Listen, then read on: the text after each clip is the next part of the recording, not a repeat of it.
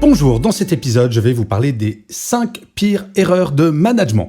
Je suis Gaël Châtelain-Berry, bienvenue sur mon podcast Happy Work, le podcast francophone le plus écouté sur le bien-être au travail. Vous savez, grâce à mon métier, je reçois beaucoup de messages tous les jours, que ce soit sur LinkedIn ou sur mon blog, de gens qui me racontent des anecdotes de leur vie au quotidien. Et je vous assure que la réalité dépasse très souvent la fiction. Je ne veux surtout pas noircir le tableau, car je sais qu'il y a beaucoup, et heureusement, de très bons managers et de très bonnes manageuses, mais malheureusement, il y a encore des comportements que je trouve profondément inacceptables et qui me surprennent encore après tant d'années à travailler sur ces sujets. Et en fait, j'ai voulu faire cet épisode pour vous raconter les 5 pires erreurs de management que j'ai pu comptabiliser dernièrement, avec quelques anecdotes, histoire que si jamais cela vous arrive un jour, que votre manager a ce comportement, vous disiez « Ah, alerte, ça, ce n'est pas autorisé ». En numéro 1, c'est le manque de respect. Je suis absolument consterné quand je reçois des témoignages, et il y en a eu un ce matin encore de quelqu'un qui m'a appelé, une amie,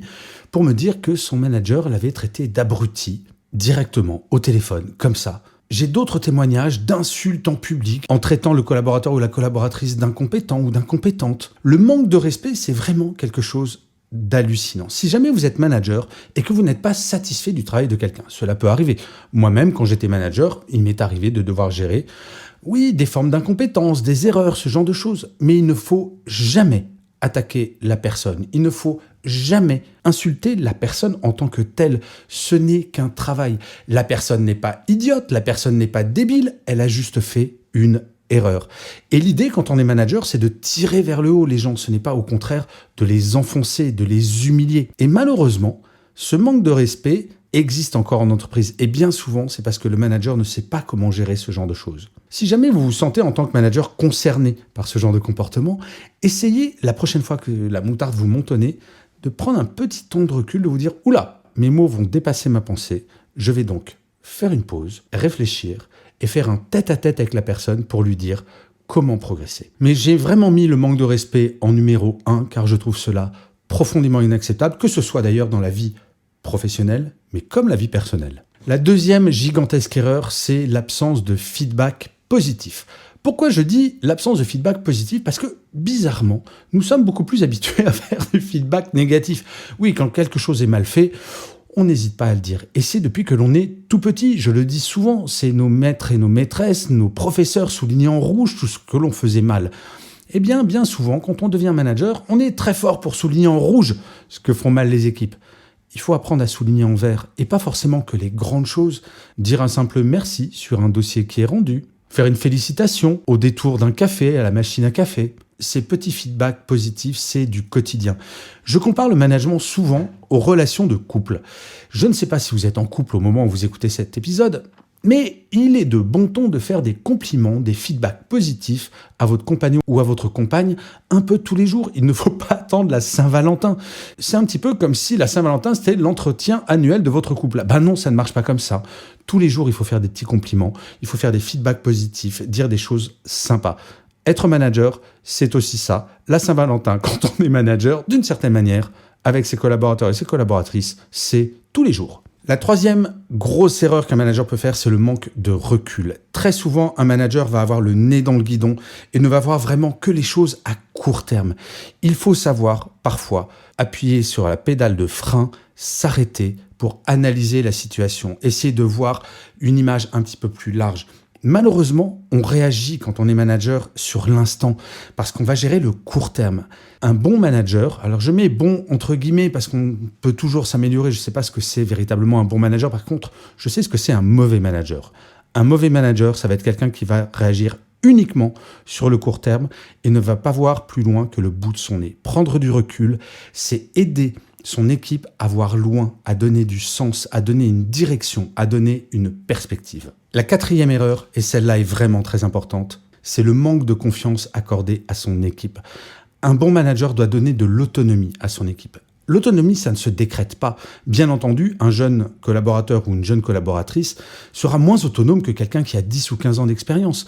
Mais il faut accompagner ses collaborateurs et collaboratrices vers l'autonomie.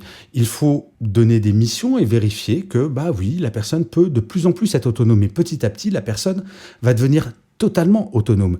C'est une des premières sources de motivation de sentir la confiance que notre manager nous accorde. Et cela se construit. L'inverse, cela s'appelle le micromanagement. Le micromanager, c'est quelqu'un qui va vérifier tout le temps, envoyer des mails en permanence, appeler tout le temps en télétravail pour savoir « Hey, tu travailles? T'en es où? Hey, t'en es où? Hey, tu travailles ?» Et ça devient insupportable et totalement démotivant. Donc la quatrième vraiment très grosse erreur de management, c'est de ne pas faire confiance. Mais surtout, je corrige ce que je viens de dire.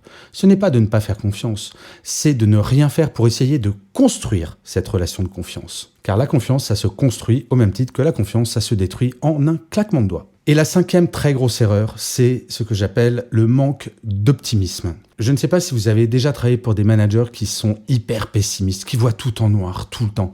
Mais c'est horrible.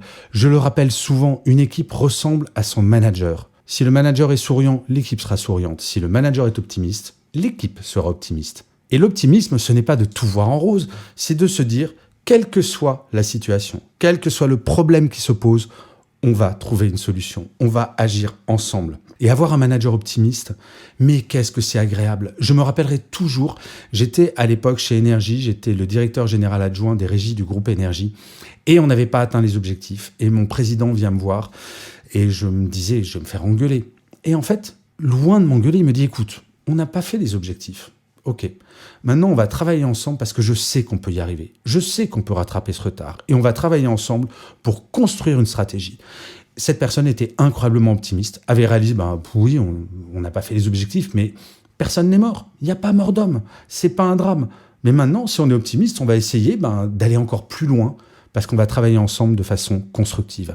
L'optimisme du manager, c'est ça qui va amener les équipes à se dépasser et surtout à le faire en étant bien quotidiennement. En fait, déjà, si les managers pouvaient éviter ces 5 erreurs, et surtout, très franchement, la première me semble mais tellement d'un autre temps, manquer de respect, je pense que c'est la base, et peut-être qu'il faudrait revenir à des cours d'éducation parfois.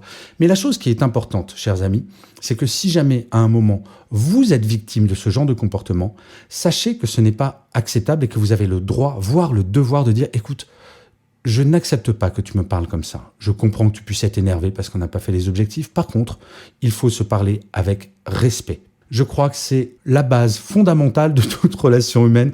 Donc surtout, n'hésitez pas à parler, mais surtout à toujours garder son calme, respectueusement, comme on dit. Je vous remercie 1000 fois d'avoir écouté cet épisode de Happy Work ou de l'avoir regardé si vous êtes sur YouTube. N'hésitez surtout pas à vous abonner sur votre plateforme préférée. C'est très important pour que Happy Work dure encore longtemps. Et en plus, de vous à moi, ça me fait super plaisir. Je vous dis rendez-vous à demain et d'ici là, plus que jamais, prenez soin de vous. Salut les amis.